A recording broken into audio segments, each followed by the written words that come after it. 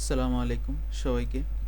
তো আমরা দেখব হচ্ছে সিকোয়েন্স অনুযায়ী আমাদের গত ক্লাসে আমরা দেখছিলাম 7 নাম্বার কোয়েশ্চেন। আজকে আমরা দেখব 8 নাম্বার প্রশ্ন। তো এখানে বলা হচ্ছে এ হচ্ছে একটা পয়েন্ট, -2 -1, বি আর একটা পয়েন্ট, সি একটা পয়েন্ট এবং ডি একটা পয়েন্ট দ্বারা গঠিত চতুর্ভুজটি সামান্তরিক না আয়ত। তো এটা আমাদেরকে চেক করতে হবে যে যে আমাদের যে চতুর্ভুজটা দেওয়া আছে এটা কি সামান্তরিক নাকি আয়ত।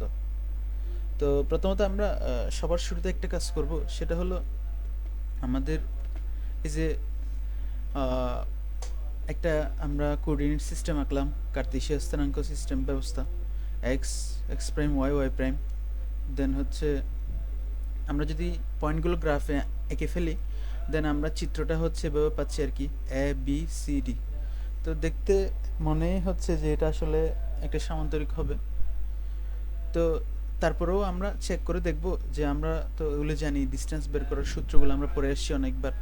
তো আমরা যদি এ বি ডিস্টেন্স বের করি √74 আসে, সি ডি বের করলে √74 আসে।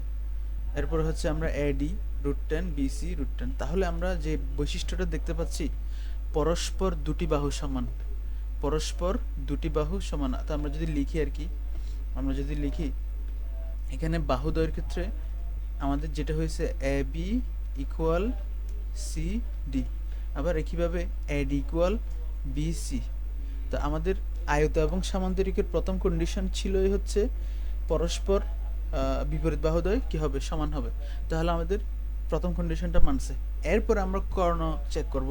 কর্ণ যদি সমান হয় তখন এটা হবে আয়ত, কর্ণ দুটি যদি সমান না হয় তখন এটাকে আমরা বলি সামান্তরিক। ঠিক সেমভাবে তাহলে আমরা যদি কর্ণ বের করি আর কি, আমরা যদি কর্ণ বের করি, যেমন হচ্ছে কি আমরা যদি কর্ণটা এঁকে ফেলি একটু করে, যেমন এখানে এ থেকে সি একটা কর্ণ, এ থেকে সি একটা কর্ণ আমরা পাবো, আবার বি থেকে ডি আর একটা কর্ণ। তো দেখেই বোঝা যাচ্ছে তারা সমান হবে না। তারপরে আমরা ম্যাথমেটিক্যালি যদি প্রুভ করি আর কি, যেমন এখানে আমাদের এসি কর্ণটা যেটা আসে সেটা হচ্ছে 8√2, আর বিডি কর্ণটা যেটা আসে সেটা হচ্ছে আমাদের 2√10। হ্যাঁ, তো আমরা বলতেই পারি যে কর্ণ যে দুটো আমরা বের করছি তারা আসলে সমান নয়, এসি নট ইকুয়াল বিডি।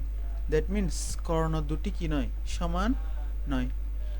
যেহেতু কর্ণ দুটি সমান নয় তাহলে আমরা এটাকে কি বলবো, ফাইনালি এটার অ্যান্সার হচ্ছে কি আমাদের, এটা হচ্ছে একটা সামান্তরিক, রাইট। তো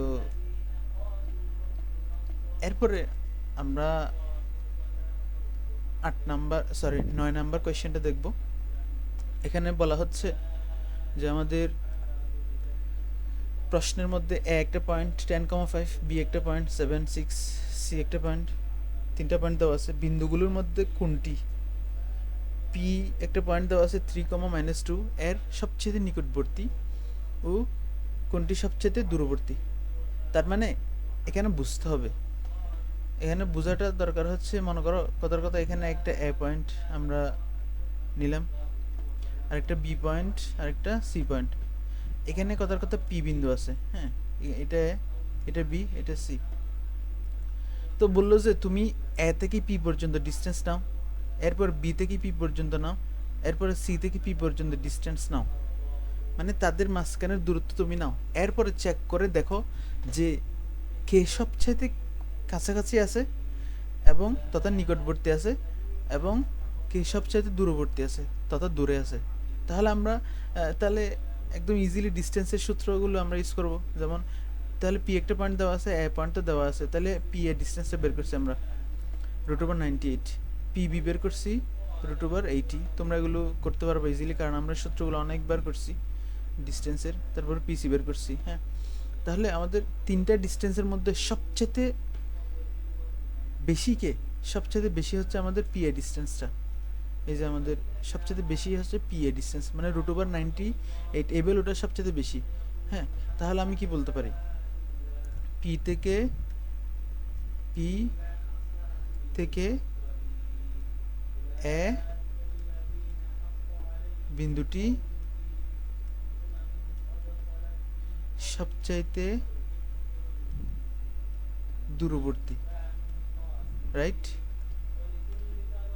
তাহলে যেহেতু এটার মান বেশি 98, এরপরে দেখবো যে সবচেয়ে কম মানে সবচেয়ে কাছাকাছি কে আছে। এরপরে 98 সবচেয়ে বেশি, এরপর 80, এরপর 85, তাহলে এখানে 80 কম না, তাই না?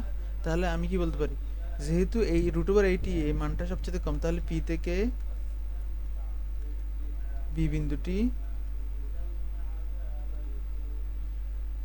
সবচাইতে নিকটবর্তী, রাইট? তার মানে পি হতে বি বিন্দুটি সবচেয়ে কাছাকাছি অবস্থানে রয়েছে। তো এই হচ্ছে আমাদের আজকের ক্লাস। সবাইকে আসসালামু আলাইকুম, দেখা হবে নেক্সট ক্লাসে।